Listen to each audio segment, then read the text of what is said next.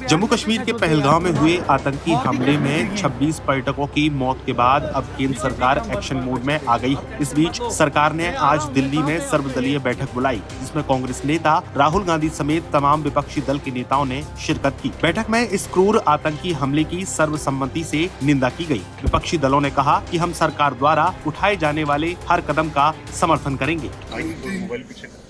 All party के साथ हुई, जो राजनाथ सिंह जी ने प्रिसाइड किया, अमित शाह जी भी वहाँ थे।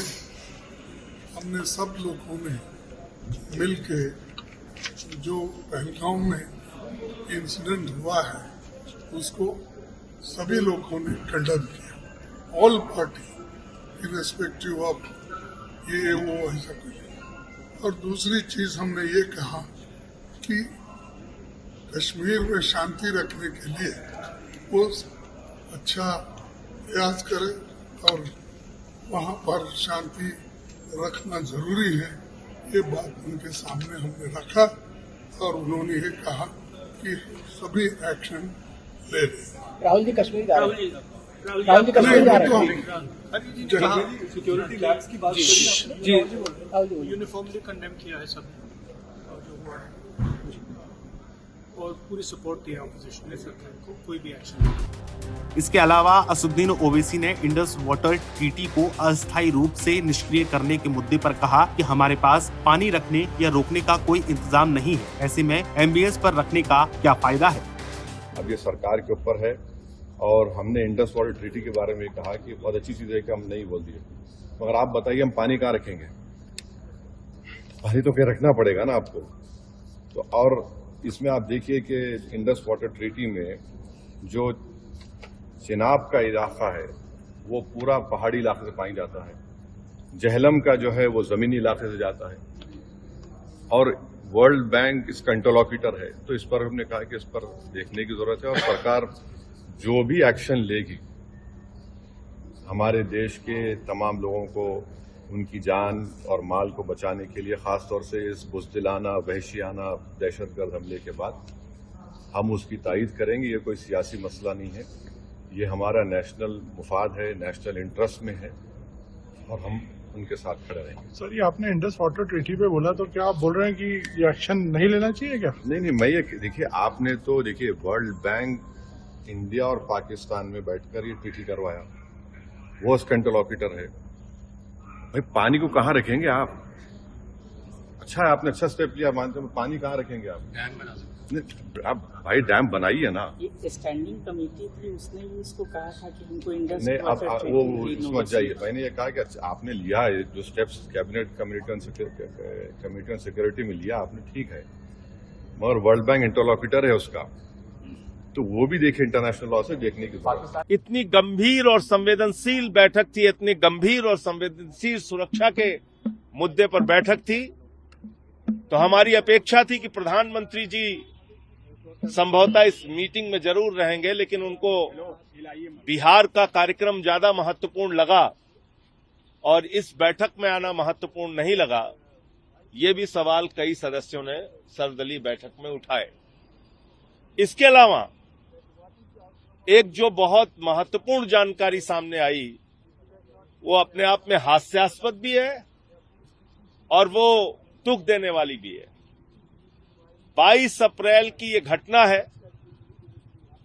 और 20 अप्रैल से वो स्थान बगैर सुरक्षा एजेंसियों की जानकारी के प्रारंभ कर दिया गया।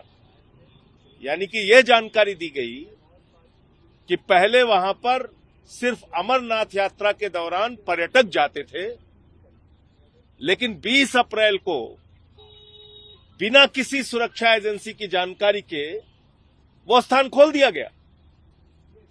एक स्थान पे 1000, 500, 2000 लोग जा रहे हैं, उसमें पुलिस को जानकारी नहीं, सेना को जानकारी नहीं, सीआरपीएफ को जानकारी नहीं, हमारी खुफिया एजेंसियों को जानकारी नहीं, और आतंकवादी आते हैं और मार के चले जाते हैं।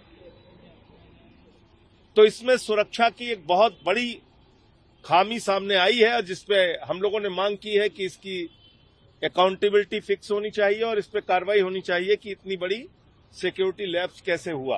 सिक्योरिटी लैब्स में सरकार सरकार ने इस पर जवाब दिया है कि सरकार की मंशा जताने और एक संदेश देने के लिए किया गया है और ये बताने के लिए किया गया है कि भारत सरकार का आगे रुख पर क्या होगा। इस दौरान डायरेक्टर इंटेलिजेंस ब्यूरो ने 15 मिनट का प्रेजेंटेशन भी दिया। सर्वदलीय बैठक के बाद केंद्रीय मंत्री किरण रिजिजू ने क्या कहा, आप सुनिए। अपना व्यापार कर रहे थे, टूरिस्ट आ रहे थे, गतिविधियां चल रही थी और सब कुछ बहुत अच्छा हो रहा था। तो ये एक घटना ने माहौल जो खराब किया उसको लेकर के सबने अपना चिंता जताया है। सब पॉलिटिकल पार्टी ने अपने अपने विचार को रखा और एक चीज सामने में आया कि देश को एकजुट और एक आवाज में खड़ा रह करके बोलना चाहिए और आतंकवाद के खिलाफ में एकजुट होकर के भारत को लड़ाई लड़ना चाहिए, ये सबने माना है। आदरणीय प्रधानमंत्री जी का आज जो बिहार में देश को मैसेज दिया उसको सबने सुना है। तो उस प्रधानमंत्री जी का जो मंशा है आतंकवाद के खिलाफ कड़ी प्रहार जो भारत पहले भी करते आया है और भी आगे करेंगे, उसके बारे में सरकार की ओर से ऑल पार्टी मीटिंग में रखा है।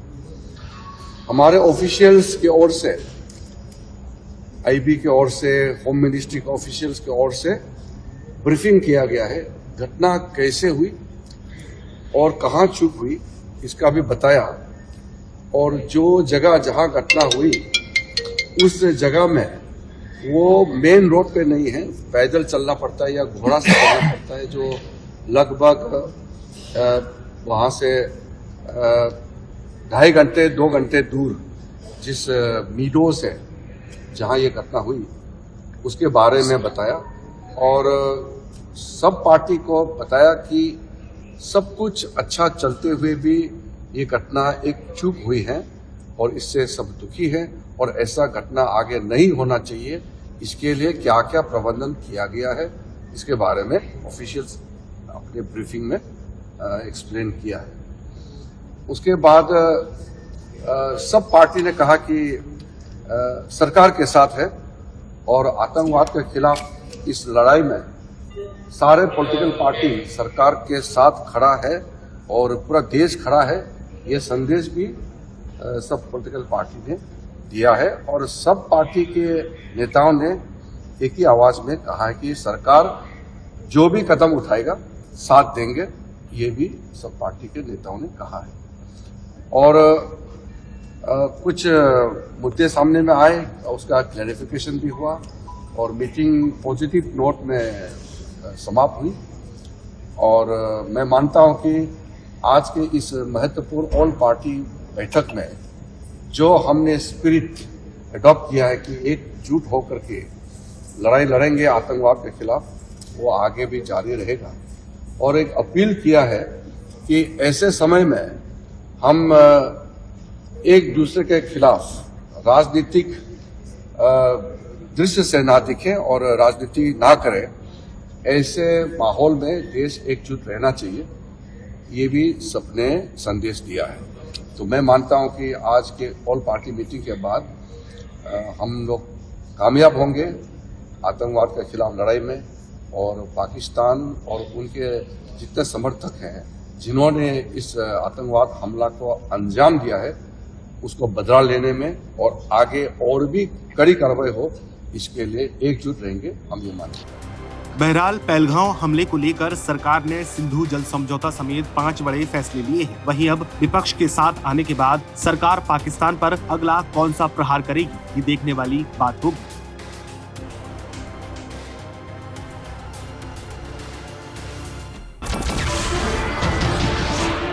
नमस्कार, मैं हूं मानक गुप्ता। अगर आपको हमारा ये वीडियो पसंद आया हो तो इसे लाइक और शेयर जरूर करें और हाँ, हमें सब्सक्राइब और फॉलो करना ना भूलें ताकि आप देश और दुनिया की कोई खबर मिस ना करें। तो जुड़े रहिए हमारे साथ और देखते रहिए News 24।